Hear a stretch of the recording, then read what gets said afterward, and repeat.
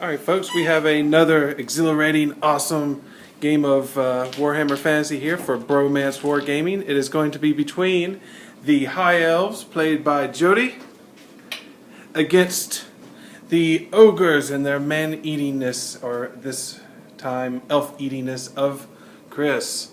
Alright, this scenario is Battle for the Pass. We've already deployed and rolled off to see who goes first, and Chris won. So Chris, since you are going first, go ahead and tell us about your deployment and how are you looking so far? So far so good. I deployed everybody exactly where I wanted them. I have them all on the front lines.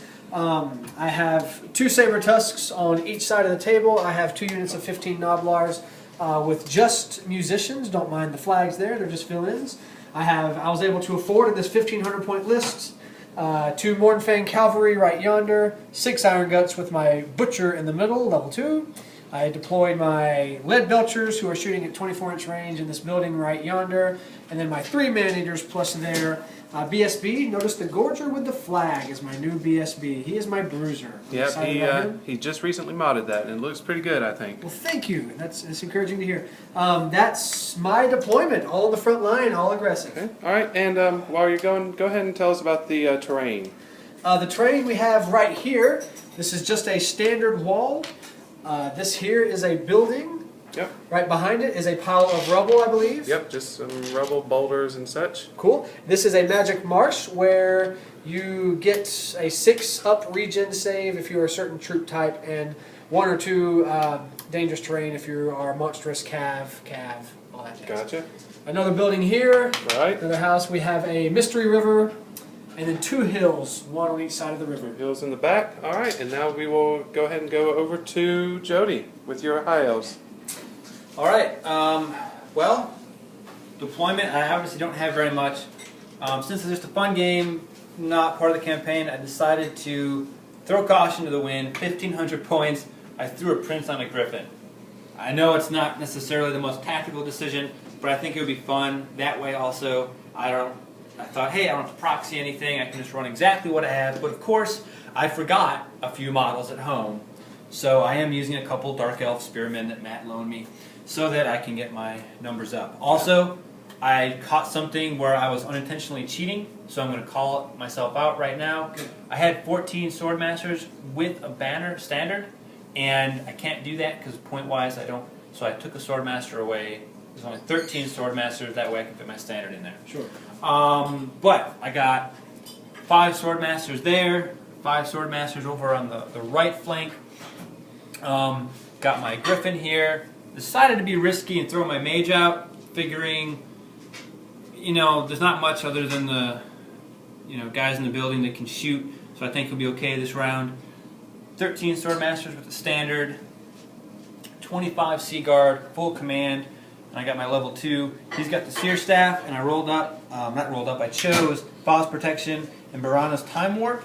Okay. And then the spells I got with this level 2 is Enfeebling Foe and the Withering, which is actually the 2 I wanted.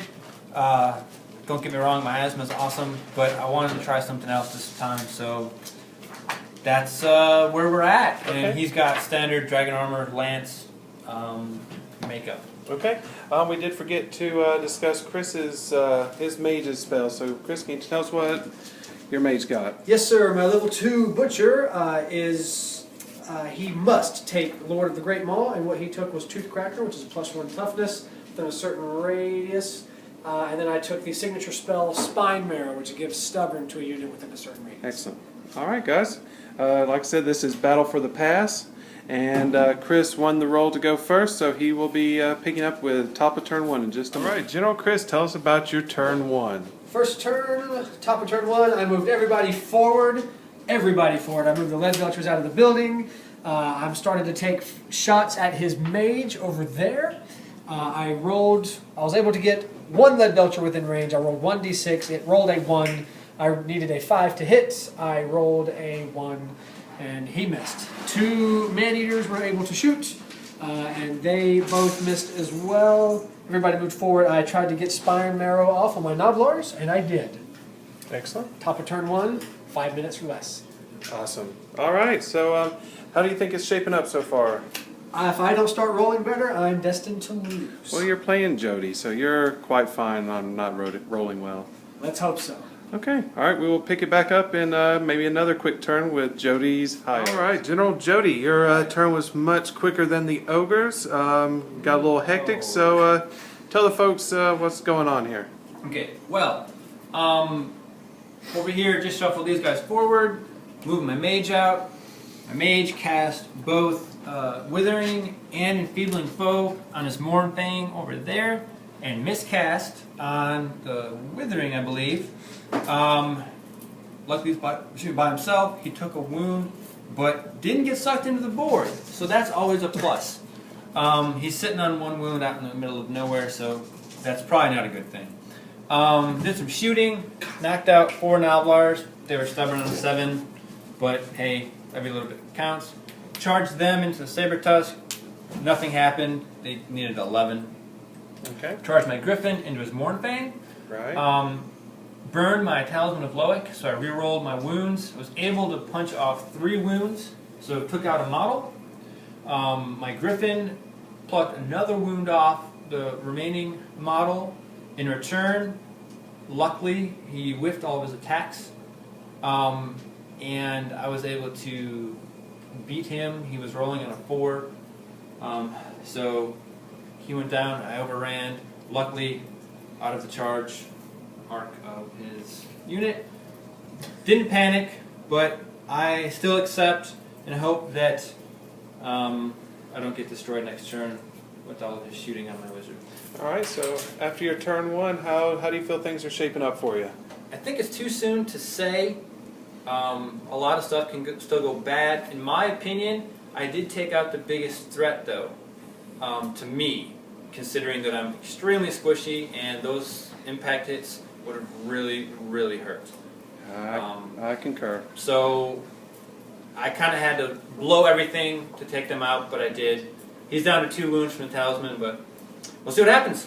All right, we will pick back up with the Ogre's turn 2. Let's see if they can turn things around. All right, General Chris, tell us what's going on with your top of turn 2.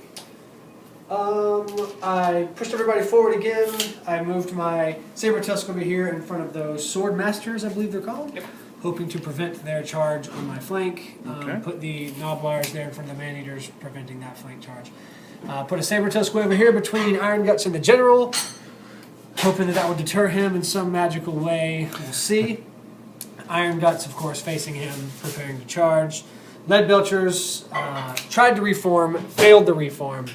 And so they did nothing last turn. Tried to shoot poisonous attacks at his mage, who had the "you can't kill me unless you have magic attacks" feature, which pretty much means he's alive the rest of the game.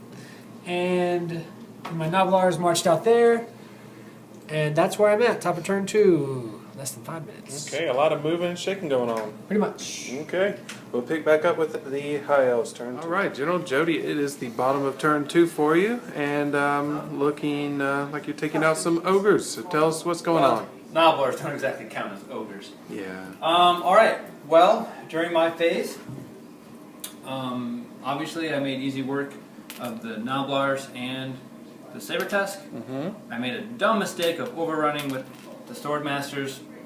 In my mind, it sounded better than it really was, so that was an error. These guys overran into the Man-Eaters, which I'm okay with that.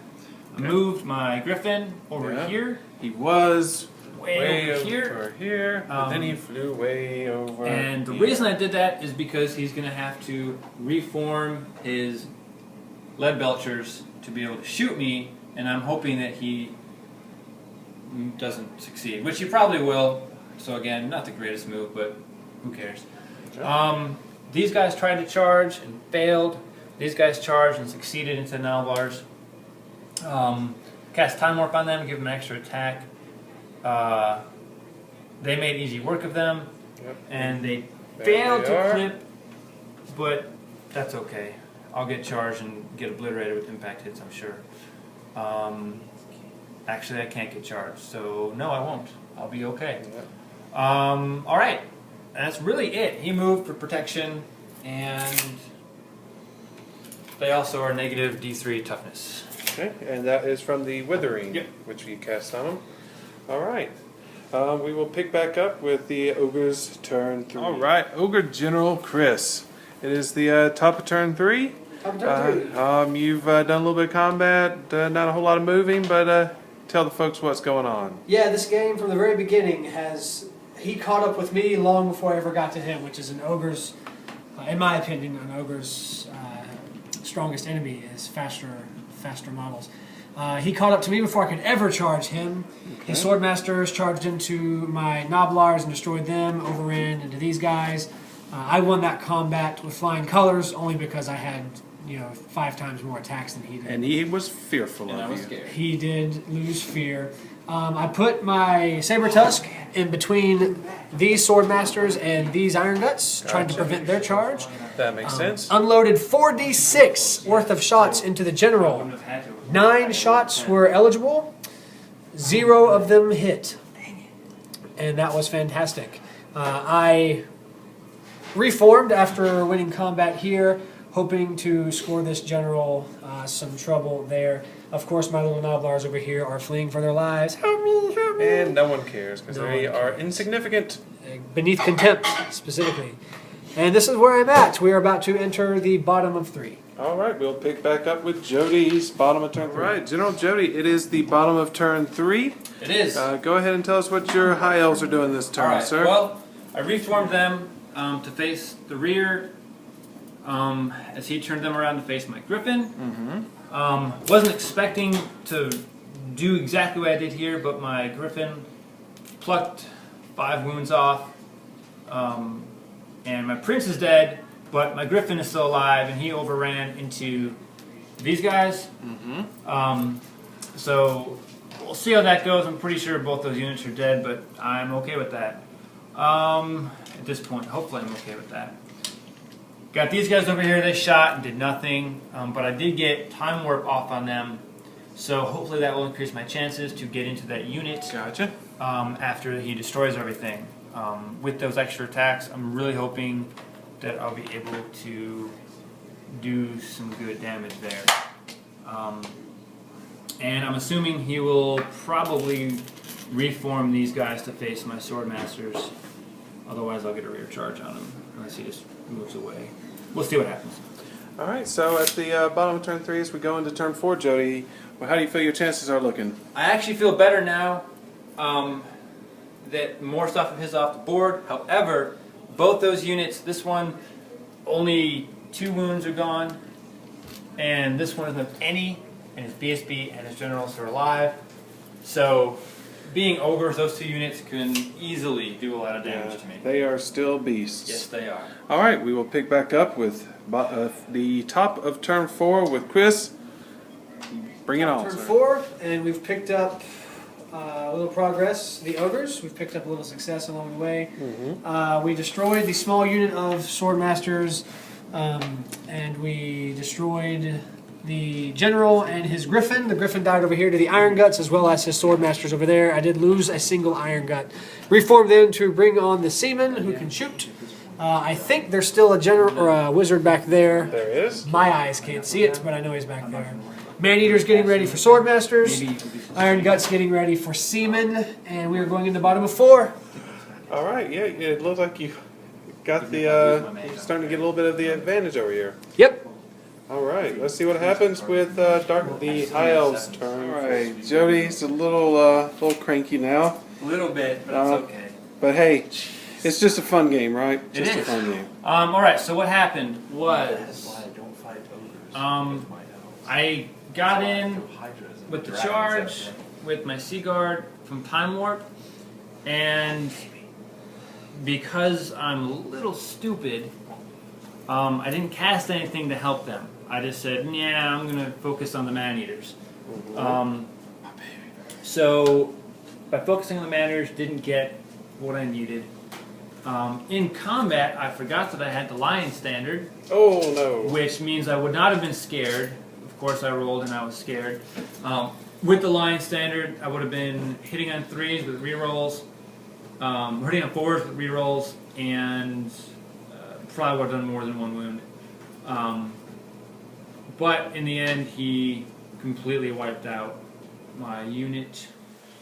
In hindsight, I really should have ran away like a little coward. But hey, at this point, I'm going for a tie. I think if I can destroy his man-eaters, as long as I can survive this next phase of combat, then I think I'll at least get a tie on him. Gotcha. So you're looking for these swordmasters over here to take out these guys. Yep. Okay. All right. Well, that is one of the things Warhammer is the game of remembering, and you got to remember those magic items, folks. Indeed. I forget them too all the time. I think he still would have won by a lot, but I probably would have gotten rid of a couple of models. Yeah, it may have had a better chance of staying put than having to roll snakes.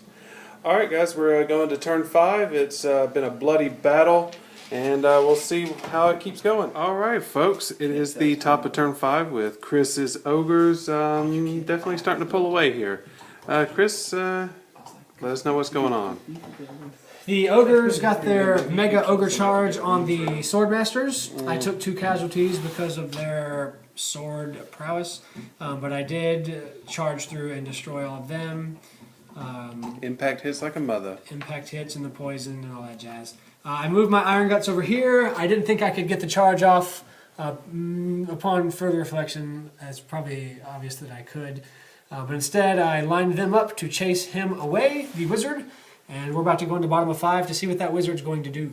All right, and unfortunately, that is the remaining part of the High Elf army. So we'll go to turn 5 with High Elf. All right, folks, we are calling it with the High Elves having just the wizard left over there, which it was trying to run by the ogres, and we just figured they were just going to run around in circles and hold each other's hand and kumbaya and all that good stuff. So we decided to call it here. Massacre to the Ogres. Yes, it was quite an interesting battle. Starting off definitely High Elf favor, but then switched around turn 3 or 4. So Jody. Yes, sir.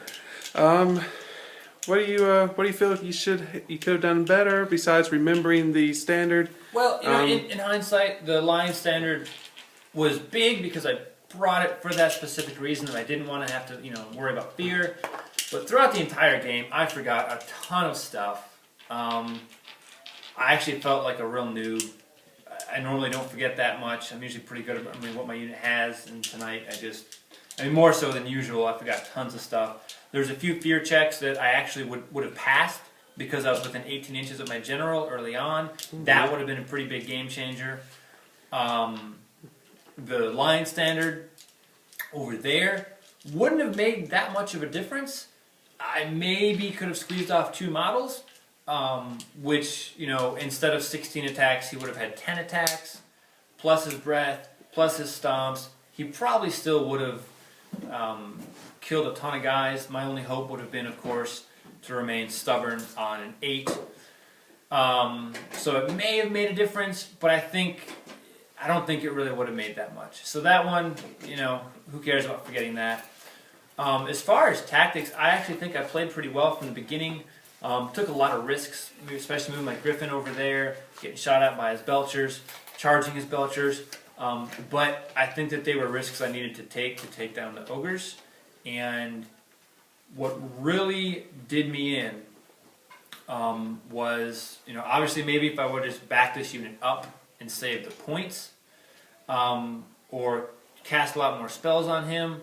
What screwed me is over here, my Swordmasters needed a 5 on 2d6 to reach the charge, and I got a 4. Yeah. So that really hurt me, because that means I got charged, and if I would have been able to charge him, I killed 2 models as it is. I'm pretty sure I would have just wiped him out completely. And then had all the points for this unit, and probably would have been able to actually bring them around to face them last turn. And if I would have been able to, not screw up my Spirit Elves, I actually think I would have won the game. Cool. Well, it's definitely was a fun battle and a bit of a learning experience for you. So with our new tradition, what do you feel was your best unit and which was your worst unit? As far as best goes, I actually think the Griffin probably was my best. He was able to take out the Mournfang with his Talisman of Loic, which was great. Then he was able to take out the Leadbelchers, and I'm pretty sure combined they're at least 300 points. How much are your Mournfang? Mournfang, that's a good question. I'm pretty sure his 375 that I spent on him was well worth it. Mournfang was 205. Yeah? 205, and then the Leadbelchers were probably another... Yeah, 182. 182. So yeah, he got almost 400 points. He got 400 points back. So that was a win in my book. I actually really like this army. I took a lot of chances, but I actually really like the build. I like having the Griffin in there. I think against more shooty armies and other stuff, he would go down quicker. I don't have a lot of protection on him, but I still like it. So yeah, I think that's where I'm at there. Sorry for taking so long. No problem. Do you have a worst unit? Do you feel? It's either these Swordmasters or the Spearmen. Both of them, well, they failed their fear check, which I shouldn't have had to take, but all game I was failing fear. These guys just failing the charge, I think that was the most key. The fear wasn't as big of a deal as the charge. Gotcha. That would have made it a tie. Okay. All right, we're going to go over to Chris, the victorious Ogre General. Tell us what you felt about the game. How do you feel like about your tactics? Anything you learned? Yeah, at the very beginning, I went the first 2 or 3 turns at the mercy of the High Elves because of bad rolling at the very, very beginning. There was, he was rolling well. He was getting in all of his good spells on me, all of his good debuffs. He was getting a lot of good attacks on the Saber Tusks and the Noblars, of course. They were intercepting those charges like they were told to, but not lasting more than 1 turn like I needed them to. And so I didn't get very many Ogre charges off all game. By the time turn 4 rolled around, I was able to simply spin around and position myself in such a way that the High Elves were in trouble. I also forgot a couple of things. Jody and I have that in common. I often forget that all of my units have fear, except for the Noblars, and I regularly forgot to tell him to do fear checks, which could have helped me maybe. Could have helped my Saber Tusks last as a harassment unit 1 turn longer, maybe. All that aside, I think we chalk it up to bad rolling at the beginning and then good rolling at the end. I was really hoping that with my bad rolling that Ogre defense would last, and so far that was what was working for me. High Elves prove a very, very powerful adversary, and of course Jody and I are learning the game together. We typically pretty much started at the same time, and so he and I are bouncing a lot of ideas and stuff off each other. It's cool to play someone like Jody who has a good attitude throughout the whole thing, and we can learn to play the game better. Yeah, I think a lot of times when you're playing someone your own skill level, you can kind of learn a lot more. You do. Than playing someone that's a lot better than you. Yeah, like and Matt, I tell Matt this all the time, and Matt's very, very skilled. He remembers the numbers really, really well, so we don't even have to work. He knows the rules so well, so that his games actually go really, really fast, and we're really successful at that. Jody and mine, mine and his game per se, will take a little longer, but we'll learn a little bit. Exactly. And so playing with smaller armies is behooving us. Gotcha. All right, so how about you? What do you feel was your best unit, and which one do you feel was the worst? Man-Eaters are always my best unit. On a larger army, I'll run them 6 full with the BSB in there. I'm always proud of them with the poison attacks and the swift stride. Iron Guts are a close second. I'm not doing my harassment units. I'm assuming your next question was my worst. Mm-hmm. My worst unit. I'm not working my harassment units very well. I need to think more about those. Right, it takes a lot of positioning with those guys. Does. Yeah. All right. Well, it was a really fun battle to watch. Definitely swaying back and forth throughout the game, and appreciate y'all for giving us the battle report. So, folks, this was another battle report for Bromance WarGaming. Everyone, take care. And next up will be probably another siege battle between me and my Lizardmen and Matt's Dark Elves at Malco. So I hope y'all guys watch it. Take care and good night. Handshake! Handshake. Good game.